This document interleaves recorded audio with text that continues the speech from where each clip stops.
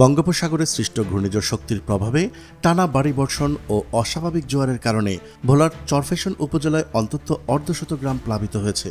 এতে শত শত পরিবার পানিবন্দী হয়ে পড়েছে এবং অস্বাভাবিকভাবে জনজীবন বিপর্যস্ত হয়ে উঠেছে। এছাড়া প্রবল ঝড় হওয়ায় উপজেলার ২১টি ইউনিয়নের প্রায় ২ শতাধিক ঘরবাড়ি বিধ্বস্ত হয়েছে। নদীতে তীব্র স্রোত এবং উত্তাল ঢেউ অব্যাহত থাকায় কতটা আতঙ্কে আছেন স্থানীয়রা এবং সাগরে সৃষ্ট নিম্নচাপটি ঘূর্ণিঝড় শক্তিতে রূপান্তরিত হলে কতটা তাণ্ডব চালাবে ভোলার চরফ্যাশন উপজেলায় তা জানাবো আমাদের সহকর্মী AR শোয়েব চৌধুরীর ভিডিও চিত্রে। চলুন শুরু করা যাক। গতকাল সকাল থেকে টানা বৃষ্টির ফলে চরফ্যাশন উপজেলার মূল ভূখণ্ডের বাইরে মুজিবনগর, ডালচর ও চর কুকরিমুকরি ইউনিয়নের বাসিন্দারা সবচেয়ে বেশি ক্ষতিগ্রস্ত হয়েছেন। এছাড়া চরমানিকা, আহমদপুর, নুরাবাদ, নীলকমল, আসলামপুর ও চর মাদ্রাসা ইউনিয়নের বেড়িবাঁধ এলাকারও অনেক পরিবার পানিবন্দী অবস্থায় আছেন। ভোলার চরফ্যাশনে জোয়ারের পানি স্বাভাবিকের চেয়ে ৪ থেকে ৫ ফুট উচ্চতা বেড়ে নিম্নাঞ্চল প্লাবিত হয়ে উপজেলার ২১টি ইউনিয়নের প্রায় ২ শতাধিক ঘরবাড়ি বিধ্বস্ত হয়েছে। এসব গ্রামের বহু বাড়িঘর, কৃষিজমি ও মাছের ঘের পানিতে তলিয়ে যায়।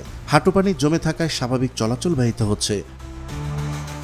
চরফ্যাশন, বেতুয়া, মেঘনা পাড়ে গেলে স্থানীয় বাসিন্দারা জানান, জোয়ারের পানি স্বাভাবিক সময়ের তুলনায় অত্যাধিক বেড়েছে এবং মেঘনা নদীতে উত্তাল ঢেউ রয়েছে। আবহাওয়া পরিস্থিতি ভয়াবহ বিরাজ করছে। এতে আতঙ্কিত হয়ে পড়েছেন মেঘনা পাড়ের বাসিন্দারা। ডুবে গিয়েছে ভোলার চরফ্যাশন উপজেলার প্রশান্তি পার্কও।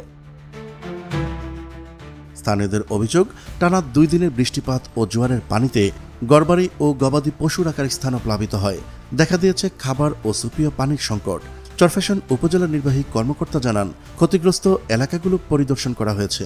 ক্ষতিগ্রস্তদের মাঝে জরুরি খাদ্য সহায়তা ও বিশুদ্ধ পানির ব্যবস্থা করা হয়েছে। সম্ভাব্য বিপর্যয় মোকাবেলায় সব ধরনের প্রস্তুতি ইতিমধ্যেই সম্পূর্ণ করা হয়েছে। পাশাপাশি উপজেলার ২৬৫টি সাইক্লোন শেল্টারের মধ্যে ১৯৭টি প্রস্তুত রাখা হয়েছে। তিনি আরও বলেন, স্বাস্থ্য বিভাগ ও স্বেচ্ছাসেবকরা নিরাপত্তা ও সহায়তার জন্য প্রস্তুত রয়েছেন। সকলকেই সতর্ক থাকার পাশাপাশি বাসিন্দাদের নিরাপদ স্থানে চলে যাওয়ার পরামর্শ দেওয়া হচ্ছে। প্রিয় দর্শক, আজ এ পর্যন্তই। দেখা হচ্ছে পরবর্তী ভিডিওতে।